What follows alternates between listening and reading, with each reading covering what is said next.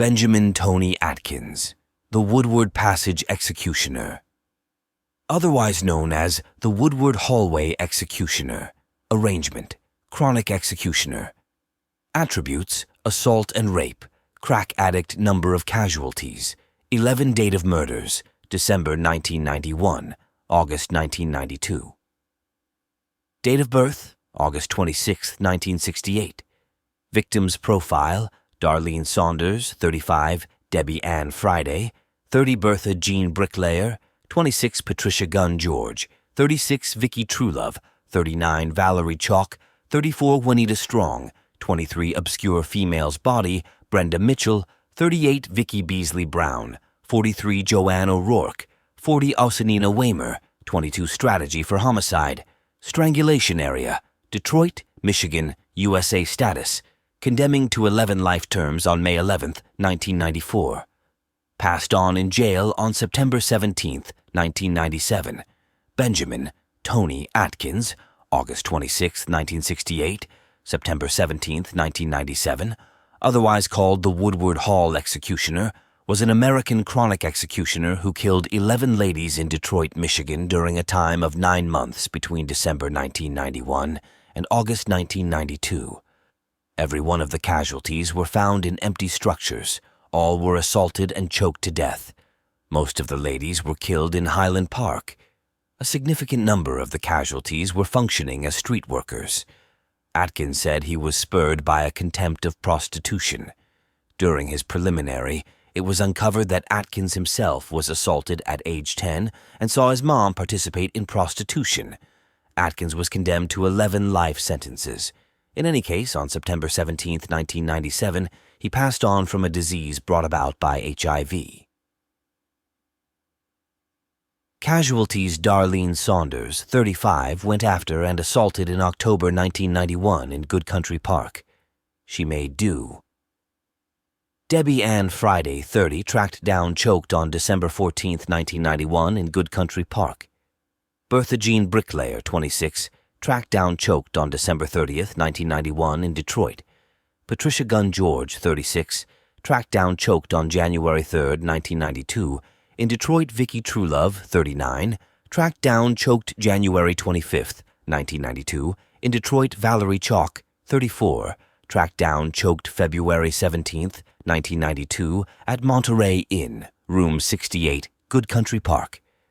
Juanita Tuff, 23, viewed as choked at Monterey Inn, room 35, February 17, 1992. Obscure Female's Body viewed as choked at Monterey Inn, room 18, February 17, 1992. Notice that the last victims were found on the same day at the same hotel. ... It's crazy to know that this guy raped and strangled 3 women on the same day. Crazy he doing crazy stuff with dead bodies in random rooms.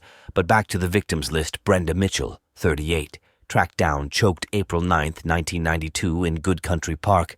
Vicky Beasley Brown, 43, tracked down, choked April 15, 1992 in High Country Park. Joanne O'Rourke, 40, tracked down, choked June 15, 1992 in High Country Park. Ausenina Waymer, 22, tracked down, choked August 21, 1992 in Good Country Park. Then, out of nowhere, this monster kicks the bucket 4 years into 11 life sentences. Saturday, October 11, 1997. Benjamin Tony Atkins, who developed from a tormented youth into America's quickest chronic executioner, has kicked the bucket 4 years into the 11 life terms he was serving for a series of murders in Detroit and High Country Park. Atkins, 29, kicked the bucket 3 weeks prior at Duane Waters Medical Clinic, which is associated with the Eagler Restorative Office in Jackson.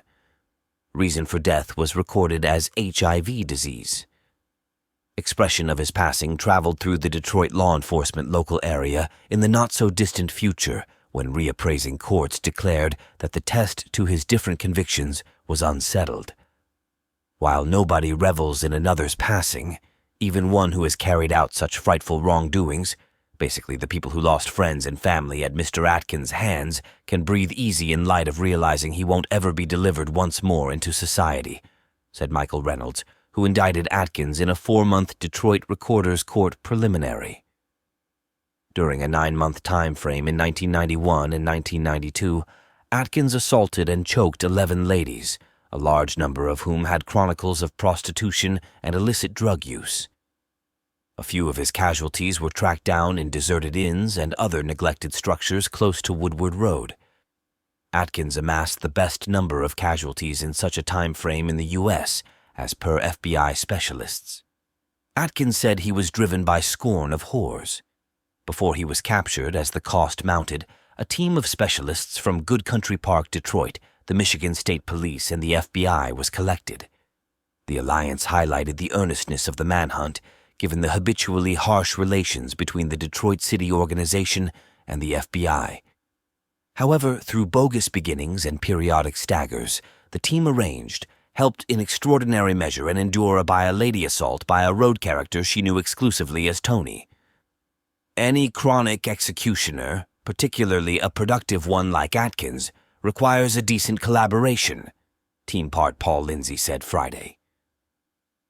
While whores and medication clients are at times dirried and abhorred, in any event when severely deceived, the team was not hindered.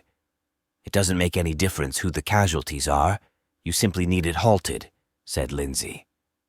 With the assistance of the enduring casualty, Atkins, who once in a while functioned as a pizza cook, was captured along Woodward.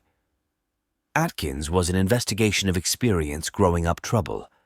He experienced childhood in young men's homes while not residing with his mom, a whore who turned stunts in the passenger seats of vehicles as the youthful Atkins watched from the back. He likewise was assaulted as a kid by a case manager, his lawyer said. From the get-go, Atkins denied the killings, saying his homosexuality blocked any interest in ladies. However, watching the cross-examination was Detroit crime investigator Sergeant Ronald Sanders. Planned to depart an extended getaway in 60 minutes, Sanders requested a shot at Atkins. "You never had a dad," Sanders said then. "I have a child precisely your age. You want to move this out into the open. Converse with me." Also, Atkins did.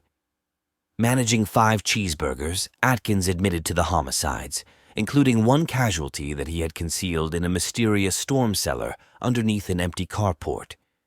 Be that as it may, in any case, Team Part James Dobson considers what truly pushed Atkins. "Why? For what reason did everything occur?" asked Dobson, who resigned from the Good Country Park police office as a lieutenant. "Who can say for sure what happened in those lives that carried this to pass? Furthermore, who can say for sure what happened him?" At preliminary, his lawyer, Jeffrey Edison, contended energetically to persuade members of the jury that Atkins was a result of a brutal society and climate. Yet, eventually, hearers articulated Atkins liable. He appeared to disregard it. His most prominent worry on leaving the court, a sheriff's delegate said, was getting a cigarette. "Sometime," Lindsay expressed Friday from his East Coast retirement home, "equity does win." Crack fiend confess he killed ladies August 30th, 1992. Good Country Park, Meek. AP. A destitute crack fiend who police say is a chronic executioner endured 12 hours let police know how he assaulted and choked 11 ladies, a paper revealed today.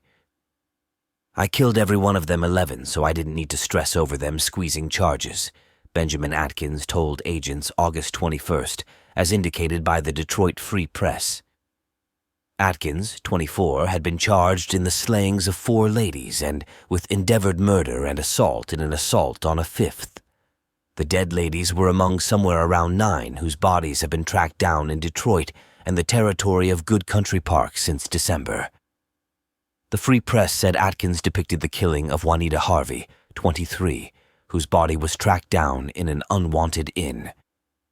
"I never truly wanted to kill her," Atkins expressed, as per the paper. Subsequent to assaulting her, engaging in sexual relations and loathing her for being a lady, I truly wanted to kill her for being a lady. I simply needed to abhor her and actually hurt her. The paper said Atkins told specialists he killed his most memorable casualty, Patricia George, 36, the previous fall. He said they had smoked rocks together in an unwanted structure and he became rankled, gagged her, and assaulted her when she attempted to leave, the Free Press said. The lady's body was tracked down January 3rd, while the structure was being destroyed. It's sad to say that his death has probably brought joy to the families of the victims. Because that's true karma for you. He was only 4 years into his 11 life terms. Then his sick A got his karma back. But my question to you guys out there is, where do you think he contracted the HIV virus from? Leave your thoughts in the comments. And do you think this guy got what he deserved for his sick crimes? Again, let's talk about it in the comments. And please, for your main mans, hit that bell and sub button for a G, 'cause I'm new and here to stay. See you in the next exciting video. Stay blessed up.